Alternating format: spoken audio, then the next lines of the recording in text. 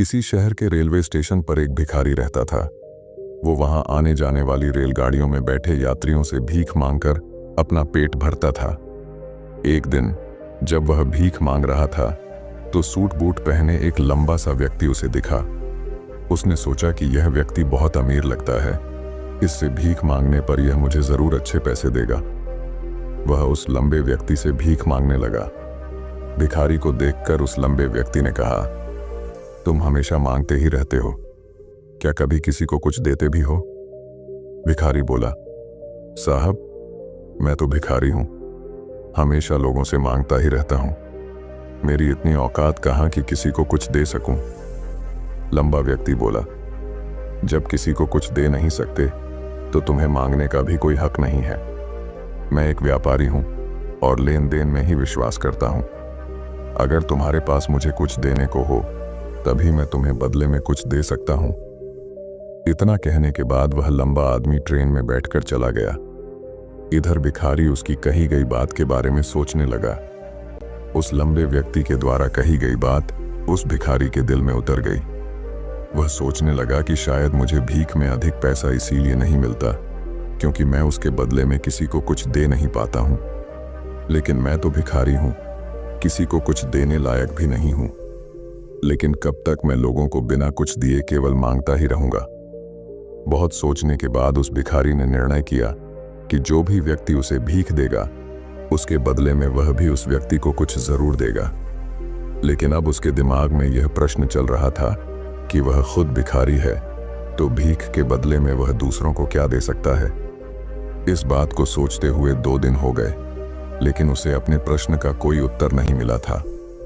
तीसरे दिन जब वह स्टेशन के पास बैठा हुआ था तभी उसकी नजर कुछ फूलों पर पड़ी जो स्टेशन के आसपास के पौधों पर खिल रहे थे।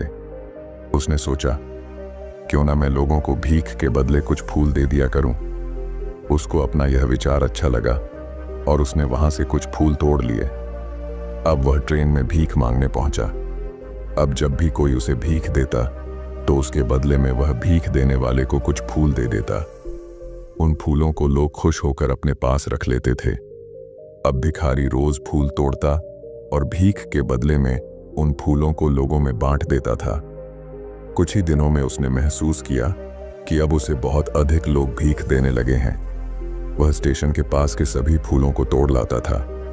जब तक उसके पास फूल रहते थे तब तक उसे बहुत से लोग भीख देते थे, लेकिन जब फूल बांटते बांटते खत्म हो जाते तो उसे भीख भी नहीं मिलती थी। अब रोज ऐसा ही चलता रहा। एक दिन जब वह भीख मांग रहा था तो उसने देखा कि वही लंबा व्यक्ति ट्रेन में बैठा है जिसकी वजह से उसे भीख के बदले फूल देने की प्रेरणा मिली थी।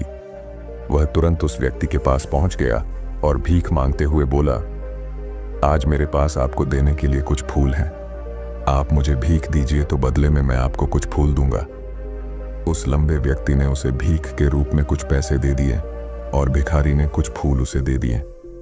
उस लंबे व्यक्ति को यह बात बहुत पसंद आई। वह बोला, वाह क्या बात है, आज तुम भी मेरी तरह एक व्यापारी बन गए हो। इतना कहकर फूल लेकर वह लंबा व्यक्ति अपने स्टेशन पर उतर गया। लेकिन उस लंबे व्यक्ति द्वारा कही गई बात एक बार फिर से उस भिखारी के दिल में उतर गई। वह बार बार उस लंबे व्यक्ति के द्वारा कही गई बात के बारे में सोचने लगा और बहुत खुश होने लगा। उसकी आंखें अब चमकने लगीं। उसे लगने लगा कि अब उसके हाथ सफलता की वह चाबी लग गई है जिसके द्वारा वह अपने जीवन को बदल सकता है। वह तुरंत ट्रेन से नीचे उतरा और उत्साहित होकर बहुत तेज आवाज में ऊपर आसमान की तरफ देखकर बोला, मैं भिखारी नहीं हूं, मैं तो एक व्यापारी हूं, मैं भी अमीर बन सकता हूं। लोगों ने उसे देखा तो सोचा कि शायद यह भिखारी पागल हो गया है और अगले दिन से वह भिखारी उस स्टेशन पर फिर कभी नहीं दिखा। लेकिन 6 महीने बाद इसी स्टेशन पर 2 व्यक्ति सूट बूट पहने हुए यात्रा कर रहे थे। दोनों ने एक दूसरे को देखा तो उनमें से एक ने दूसरे से हाथ मिलाया और कहा, क्या आपने मुझे पहचाना? दूसरा व्यक्ति बोला, नहीं, क्योंकि मेरे हिसाब से हम लोग पहली बार मिल रहे हैं। पहला व्यक्ति बोला, नहीं, आप याद कीजिए, हम पहली बार नहीं बल्कि तीसरी बार मिल रहे हैं। दूसरा व्यक्ति बोला, मुझे याद नहीं, वैसे हम पहले 2 बार कब मिले थे? अब पहला व्यक्ति मुस्कुराया और बोला, हम पहले भी 2 बार इसी ट्रेन में मिले थे। मैं वही भिखारी हूं जिसको आपने पहली मुलाकात में बताया कि मुझे जीवन में क्या करना चाहिए, और दूसरी मुलाकात में बताया कि मैं वास्तव में कौन हूं। दूसरा व्यक्ति मुस्कुराया और अचंभित होते हुए बोला, ओह, याद आया, तुम वही भिखारी हो जिसे मैंने एक बार भीख देने से मना कर दिया था और दूसरी बार मैंने तुमसे कुछ फूल खरीदे थे। लेकिन आज तुम ये सूट बूट में कहाँ जा रहे हो और आजकल क्या कर रहे हो? तब पहला व्यक्ति बोला, हाँ, मैं वही भिखारी हूं, लेकिन आज मैं फूलों का एक बहुत बड़ा व्यापारी हूं और इसी व्यापार के काम से ही दूसरे शहर जा रहा हूं। कुछ देर रुकने के बाद वह फिर बोला, आपने मुझे पहली मुलाकात में प्रकृति का वह नियम बताया था जिसके अनुसार हमें तभी कुछ मिलता है जब हम कुछ देते हैं। लेन देन का यह नियम वास्तव में काम करता है। मैंने यह बहुत अच्छी तरह महसूस किया है, लेकिन मैं खुद को हमेशा भिखारी ही समझता रहा। इससे ऊपर उठकर मैंने कभी सोचा ही नहीं। और जब आपसे मेरी दूसरी मुलाकात हुई तब आपने मुझे बताया कि मैं एक व्यापारी बन चुका हूं। अब मैं समझ चुका था कि मैं वास्तव में एक भिखारी नहीं बल्कि व्यापारी बन चुका हूं। मैंने समझ लिया था कि लोग मुझे इतनी भीख क्यों दे रहे हैं, क्योंकि वह मुझे भीख नहीं दे रहे थे बल्कि उन फूलों का मूल्य चुका रहे थे। सभी लोग मेरे फूल खरीद रहे थे क्योंकि इससे सस्ते फूल उन्हें कहाँ मिलते। मैं लोगों की नज़रों में एक छोटा व्यापारी था, लेकिन मैं अपनी नज़रों में एक भिखारी ही था।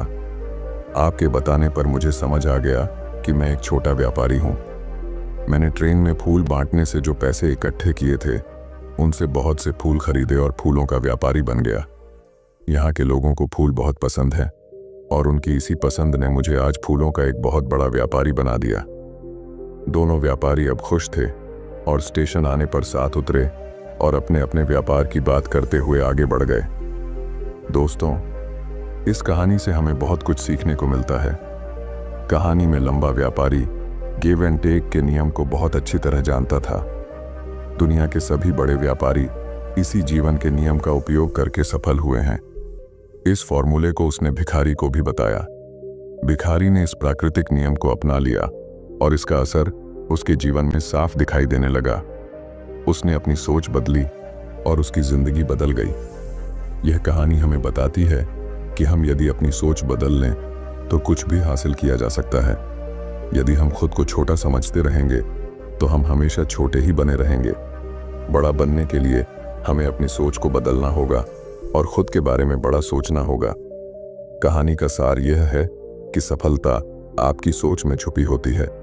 खुद का आत्मसम्मान जगाइए, अपनी सोच को बड़ा बनाइए और देखिए कैसे आप सफलता के शिखर पर पहुंच जाते हैं।